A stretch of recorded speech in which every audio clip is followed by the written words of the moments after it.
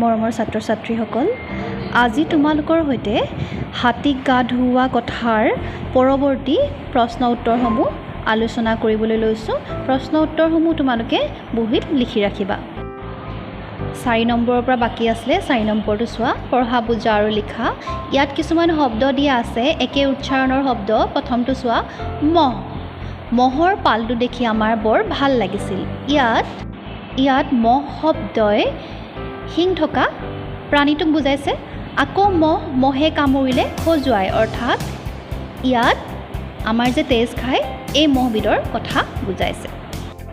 তাৰ পাছৰটো চোৱা, হাতী।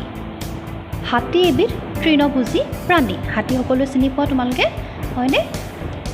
আন এটা আছে আকৌ হাতী, মধুনীয়া তৎ দীৰ্ঘইকাৰী টি। এই হাতীটোৰ অৰ্থ হৈছে সৰু ঘৰ। সত্ৰৰ কাষত ভকত থাকিবলৈ বহুতো হাতী থাকে। সৰু সৰু ঘৰবিলাকক হাতী বুলি কোৱা হয়। তাৰ পিছৰ শব্দটো হৈছে গাত, অৰ্থাৎ আমাৰ গাত, জীৱ জন্তুৰ গাত বা মানুহৰ গাত, মানুহজনৰ গাত বেমাৰ নুগুচা হৈছে।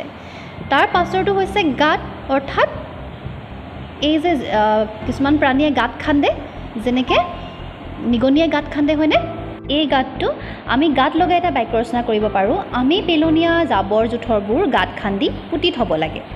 তাৰ পিছৰ শব্দটো চোৱা, হাত। আমাৰ শৰীৰৰ এটা অংগ, হয়নে? আমাৰ দুখন হাত আছে। তাৰপিছত আকৌ এটা আছে নহয়, হাত, মধুনীয়া ত।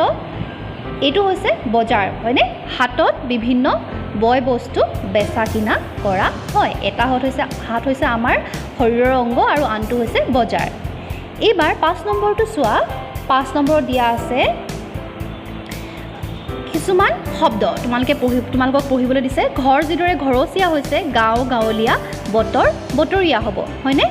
তাৰপিছত 6 নম্বৰ দিছে চোৱা, কাষৰ বাকচলৈ চোৱা আৰু মিলাই লিখা। কাষৰ বাকচত কিছুমান শব্দ দিয়া আছে, তাৰ কোনটো ক'ত বহিব সেইটো তোমালোকে মিলাই লিখিব লাগে।